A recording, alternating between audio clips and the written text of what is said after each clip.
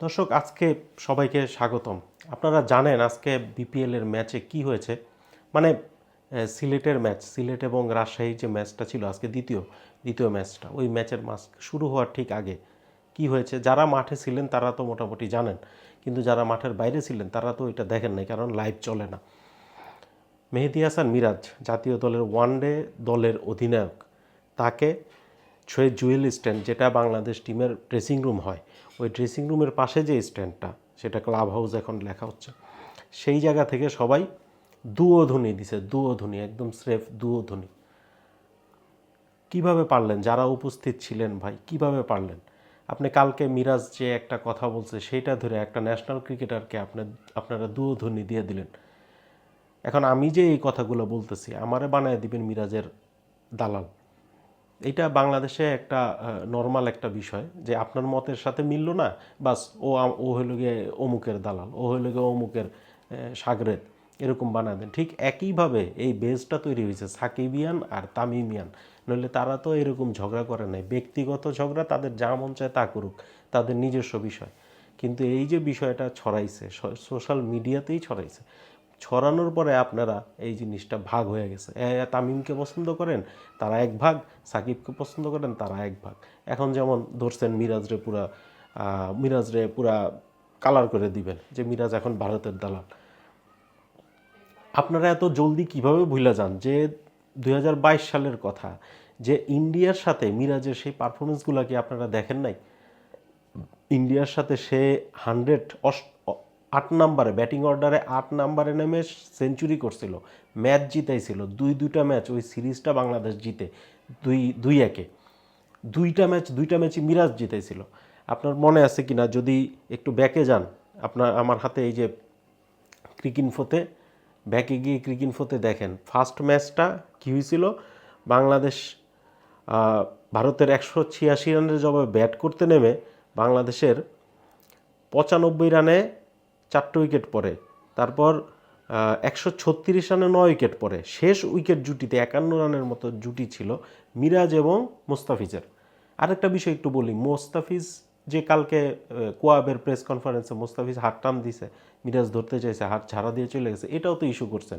মিরাজের সাথে মোস্তাফিজের একটা ঝগড়া লেগে গেছে, তারা বন্ধু তাই এটা করছে। ওইখানে গায়ে আদরের ছলে বন্ধু যেমন থাপ্পড় মারে, থাপ্পড়ও মারতে পারতো, কোনো সমস্যা ছিল না।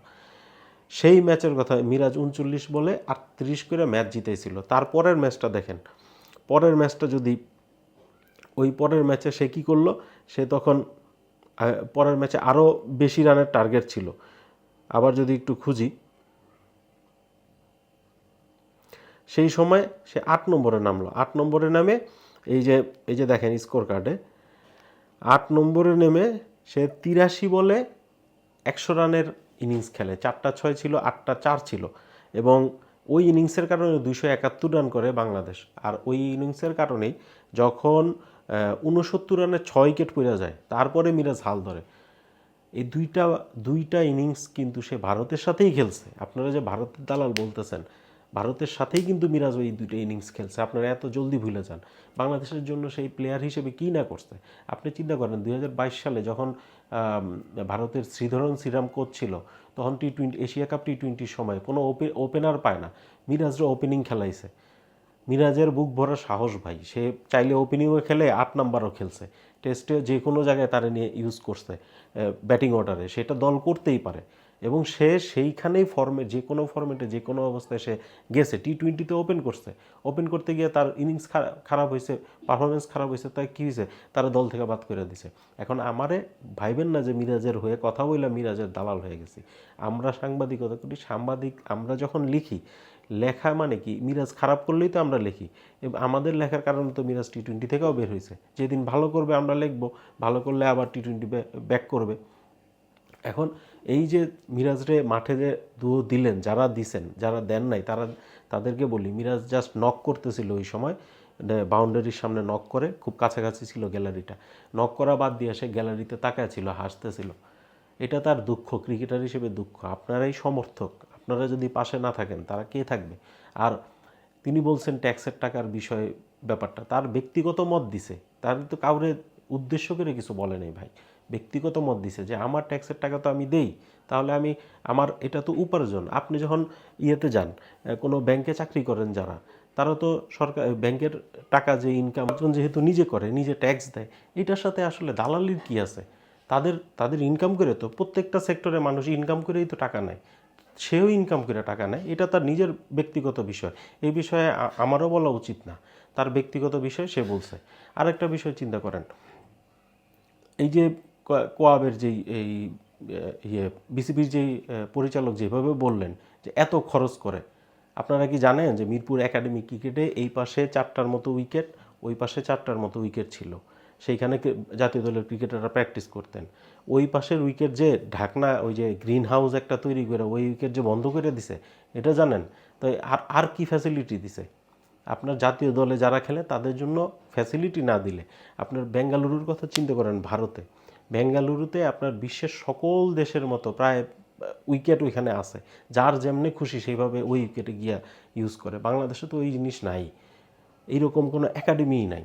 তো তারপরও এই অবস্থার মধ্যে তারা ক্রিকেট খেলে। এবং বাংলাদেশের পাইপলাইন সম্পর্কে আপনারা সবাই জানেন, যারা ক্রিকেটের খোঁজ খবর রাখেন, পাইপলাইন কতটুকু বড়, কি করতে পারে, সমস্ত কিছু সবাই জানেন। বাংলাদেশের লোকাল ক্রিকেট কিভাবে চলে, কত উন্নত ফ্যাসিলিটিসে চলে, সবাই কি জানেন। কোনো একটা প্লেয়ার জাতীয় দলে আসার আগ পর্যন্ত ভালো কোনো ফ্যাসিলিটি পায় না, তাহলে কোথায় খরচ হয়? কোনো খরচ ওইভাবে হয় না, বাংলাদেশের ন্যাশনাল টিমের জন্যও হয় না, কারণ তাদের একাডেমি যেই একটা আছে ওইটা দিয়ে বছরের পর বছর চলতেছে। বিপিএলে দেখেন সবগুলো দল মাঠ ভাড়া করে নিয়ে প্র্যাকটিস করতেছে। একাডেমিতে কয়টা দল প্র্যাকটিস করে? টানা কয়টা দল প্র্যাকটিস করছে? ওই 4টা উইকেটে ভাগ করে প্র্যাকটিস করতে পারতেছে। তো এইরকম ফ্যাসিলিটিস নিয়ে আসলে বড়াই করার কথা বলা যায় না। এখন একটা বিষয়, দয়া কইরা মিরাজের সম্পর্কে বলছি বলে আপনারা ভুলে যান না যে এইসব ক্রিকেটাররা একদিন কিছু করে নাই। প্রত্যেক দিন মানুষ খেলতে পারে না ভালো, এটা কোনো বিশ্বের কেউই পারে না। বিরাট কোহলির এটা আলাদা বিষয়, সচিন টেন্ডুলকার আলাদা বিষয়, স্টিভেন স্মিথ আলাদা বিষয়। স্মিথও তো টানা খেলতে পারে না ভালো। তো বাংলাদেশের যারা যেইটুক সামর্থ্য সেই দিয়ে তারা যা খেলে সেটার কথা বলতেছি। সবাই সবসময় ভালো খেলে না। আপনারা যারা সমালোচনা করেন ডিরেক্ট, তারা একদিন নামেন, ব্যাটিং করেন, পাড়ার মহল্লায় খেলেন, দেখেন না 10টা রান করতে পারেন কি না, কত কষ্ট লাগে। সেই জিনিসটা তখন বুঝবেন যখন আপনারা নেমে খেলবেন। তো এই জন্য বলতেছি যে এইভাবে দিয়েন না, একটা প্লেয়ারের আত্মসম্মান বা আত্মমর্যাদা, আত্মবিশ্বাস নষ্ট করেন না। তো তারা তারা মনে করেন মাঠে যেয়ে খেলবে, সে ওয়ান ডে ক্যাপ্টেন, যে তারে বাদ দেন। লিটন ডে নিয়েও কখনো বলেন না একটা ম্যাচ 10টা ম্যাচ খারাপ করে, একটা তাদের ল্যাকিংস আছে বলে খারাপ করে, কেউ খারাপ করতে চায় না। সাংবাদিক হিসেবে বলতেছি, আমি আগে খেলতামও একটা সময়, কলাবাগানে খেলছি, সেকেন্ড ডিভিশন, যেই জায়গায় বড় পর্যায়ে খেলতে পারিনি, কিন্তু যখন খেলোয়াড়রা আউট হয় তাদের যে খারাপ লাগে সেটা আপনারা বুঝবেন না। তো সব কিছুর বলতেছি যে যারা মাঠে যাবেন তারা এইরকমভাবে খারাপ আচরণ ক্রিকেটারদের প্রতি করেন না। ভালো না লাগলে চুপ থাকেন, তারা ফলোও করেন না, কোনো সমস্যা নেই, কিন্তু এরাই হাসি মুখে আপনাদের সাথে আসে। এই যে আপনারা ভারতের দালাল বলেন, এই লোকে তো সেঞ্চুরি করার পর সিজদা দেয়, 50 করার পর সিজদা দেয়, 5 ওয়াক্ত নামাজ পড়ে, তো ভারতের দালাল কিভাবে হয়? এই জিনিসটা বইলেনি না, ক্রিকেটারদের সাথে ভারত রাজনীতি এই জিনিসগুলো মিশায় না। এইটাই আমার একটা সিম্পল কথা, ক্রিকেটারদের এইভাবে আক্রমণ করেন না। আমি নাইম শিহাব, সাংবাদিক। ধন্যবাদ সবাইকে এই কথাগুলো, আলোচনাটা শোনার জন্য।